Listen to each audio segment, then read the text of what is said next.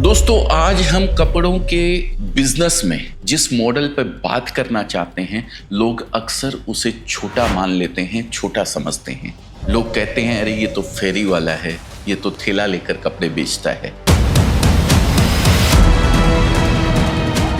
लेकिन मैं आपको लिख कर देता हूं, जो बंदा आज सही तरीके से, मॉडर्न तरीके से डोर टू डोर कपड़े का बिजनेस कर रहा है, उसका नेट प्रॉफिट, मैं टर्नओवर की बात नहीं कर रहा हूं, जेब में बचने वाले पैसे की बात कर रहा हूं।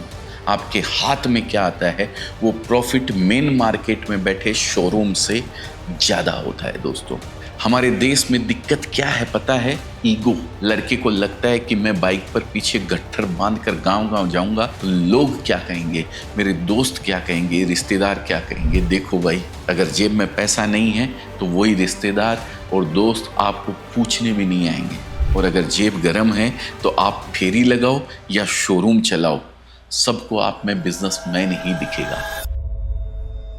तो सबसे पहले इस शर्म को उखाड़ कर साइड में रख दीजिए। ये शर्म आपको पैसा कमा कर नहीं देगी। बहुत से लोग हमारे पास आते हैं, कमेंट करते हैं कि सर मेरे पास ज़्यादा पैसे नहीं हैं, मैं दुकान कैसे लूँ। अरे भाई, किसने कहा है ज़्यादा पैसे चाहिए?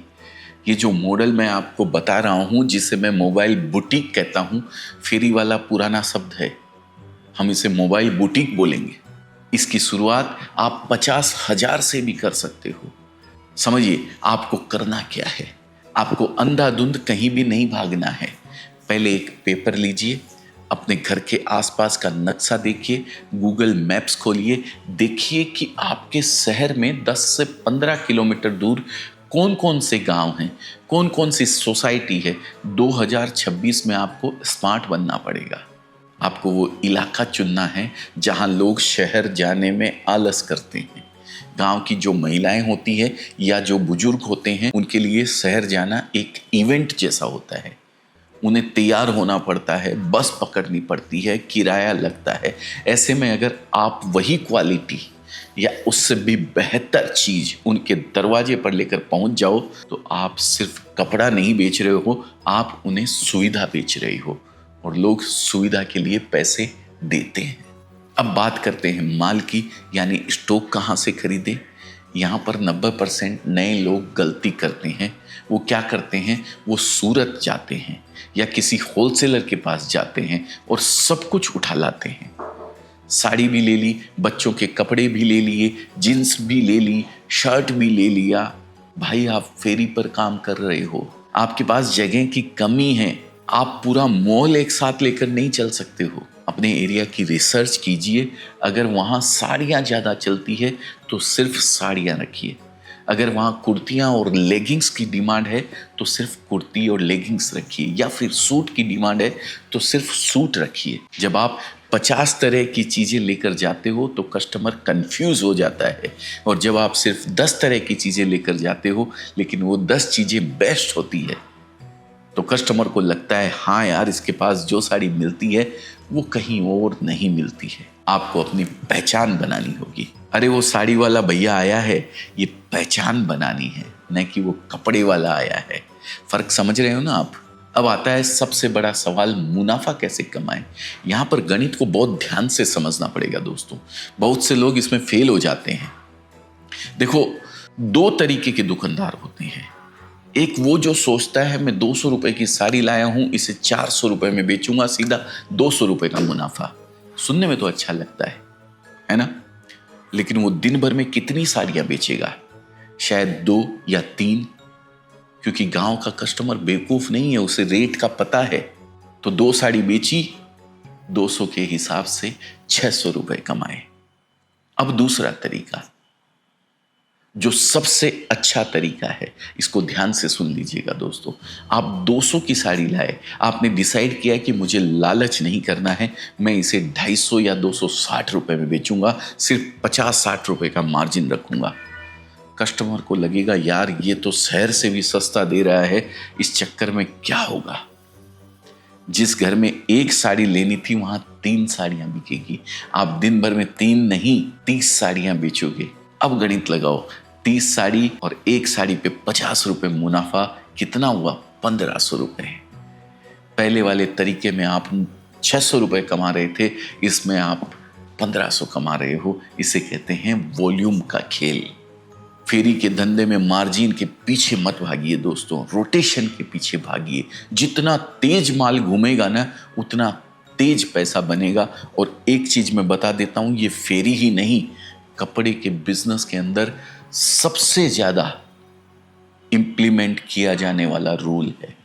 जितना ज्यादा फास्ट आप अपने कपड़े को घुमाते हो, उतने ही फायदे में आप रहोगे।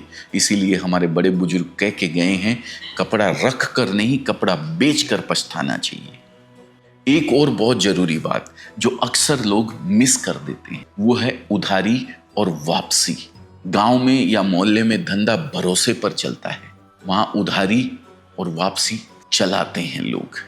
अगर आप वहां जाकर अकड़ दिखाओगे कि नहीं, बिका हुआ माल वापस नहीं होगा, एक बार बेच दिया वापस नहीं होगा, तो आप वहां एक बार माल बेच लोगे, दूसरी बार वो आपको मोहल्ले में घुसने भी नहीं देंगे। मेरी बात गांठ मान लीजिए। अपने व्यवहार को इतना फ्लेक्सिबल रखिए कि अगर कोई माताजी या बहन जी आके बोले कि भैया ये रंग रात को देखा तो पसंद नहीं आया, तो बहस मत कीजिए, हंस के बोलिए कोई बात नहीं है माताजी, आप दूसरा देख लीजिए। आपको पता है इसका असर क्या होता है?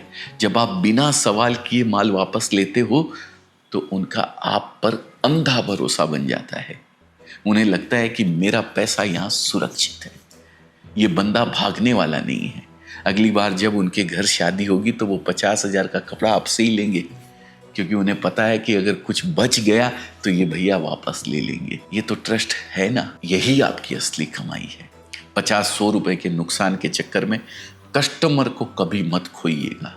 अच्छा, अभी तक तो मैंने वो बातें बताई जो शायद आपको पता होगी।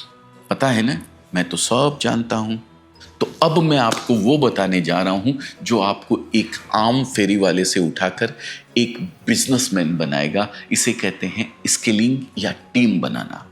देखिए दोस्तों, आपके पास 2 हाथ हैं, 2 पैर हैं।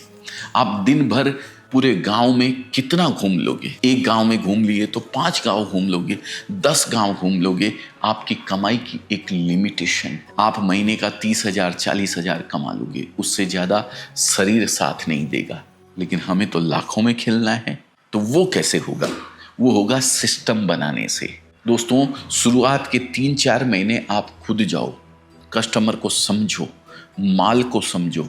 जब आपको लगे कि आपको समझ आ गया है कि कौन सा माल बिकता है और कौन सा नहीं, तब अपने नीचे 2 लड़के रखो काम करने वाले। बहुत लड़के मिल जाते हैं जो 10-15 हजार की नौकरी ढूंढ रहे हैं। उन्हें नौकरी पर मत रखो, उन्हें कमीशन पर रखो। उनसे बोलो, देख भाई, ये बाइक तेरी, पेट्रोल मेरा, माल मेरा, तुझे बस बेचना है। अगर मैं साड़ी 200 की लाया हूं तो तुझे 220 की दूंगा, तू आगे इसे 300 में बेच या 250 में बेच, वो तेरा कमाई। अब देखिए क्या जादू होगा। आप घर बैठे हो या आप सूरत जा रहे हो खरीदारी करने, लेकिन आपके 2 लड़के अलग अलग दिशाओं में माल बेच रहे हैं। हाँ, शुरुआत में आपको उनके साथ जाना पड़ेगा। अगर एक लड़का दिन की 20 साड़ी बेच रहा है तो वह आपको बैठे बिठाए एक साड़ी पर 20 रुपए मिल रहे हैं। 20 साड़ी गुना 20 रुपया, 400 रुपये। एक लड़के से, 2 लड़कों से 800 रुपये, और ये बिना कुछ किए। धीरे धीरे इस टीम को बढ़ाते जाइए। 2 से 4 करिए, 4 से 10 करिए। इसे कहते हैं एग्रीगेटर मॉडल। आप बन गए होलसेलर और आपके लड़के बन गए रिटेलर। इसमें सबसे बड़ा फायदा क्या है पता है? डेडी स्टॉक का न बचना। मान लो लड़का ए जिस गांव में जाता है वहां लाल रंग की साड़ी नहीं बिकी, कोई बात नहीं, शाम को वो साड़ी वापस लो और अगले दिन वो साड़ी लड़का बी को दे दो जो दूसरे गांव में जा रहा है। दूसरे गांव वालों के लिए वो साड़ी नया माल है। इस तरह आपका माल घूमता रहेगा और रुकेगा नहीं। और कपड़े के धंधे में जो माल रुक गया, समझो वो पैसा डूब गया। इसीलिए हमारे बड़े बुजुर्ग कहते हैं, कपड़ा बिका तो कपड़ा, नहीं तो लफड़ा। देखिए दोस्तों, मैं बस इतना चाहता हूं कि आप कपड़े के काम को छोटा ना समझें। अब तो टेक्नोलॉजी भी आपकी मदद करेगी। जब आप फेरी पर जाते हो तो हर कस्टमर का नंबर लीजिए, एक व्हाट्सएप ग्रुप बनाइए। जब भी नया माल आए, जाने से पहले उसकी फ़ोटो भेज दीजिए। आधे ऑर्डर तो आपको घर से निकलने से पहले ही मिल जाएंगे। इसे कहते हैं स्मार्ट वर्क। दोस्तों, शुरुआत छोटी हो सकती है, बाइक से हो सकती है, यहाँ तक कि पैदल या साइकिल से भी हो सकती है, लेकिन अगर आपकी नज़र इस बड़े चेन सिस्टम पर है तो यकीन मानिए आप बहुत आगे जाओगे। दुकान के किराए और बिजली के बिल के बोझ तले दबने से अच्छा है आज़ाद पंछी की तरह अपना बिजनेस खुद ग्राहकों तक लेकर जाने का। अगर आपके मन में अभी भी कोई सवाल है कि माल कहाँ से लाएं, कपड़ा कैसे पहचानें, तो नीचे कमेंट कर देना, मैं बैठा हूं, अगला वीडियो उस पर भी बना दूंगा। लेकिन आज वादा करो, सिर्फ वीडियो देखकर सो नहीं जाओगे, एक डायरी लोगे और अपना प्लान बनाओगे, क्योंकि सोचने से पैसा नहीं बनता है, करने से बनता है, एग्जीक्यूशन से बनता है। उम्मीद है आपको एक नई दिशा मिली होगी। मिलते हैं बहुत जल्द एक और नए आइडिया के साथ। तब तक अपना और अपने बिजनेस का ख्याल रखिए। जय हिंद, जय भारत।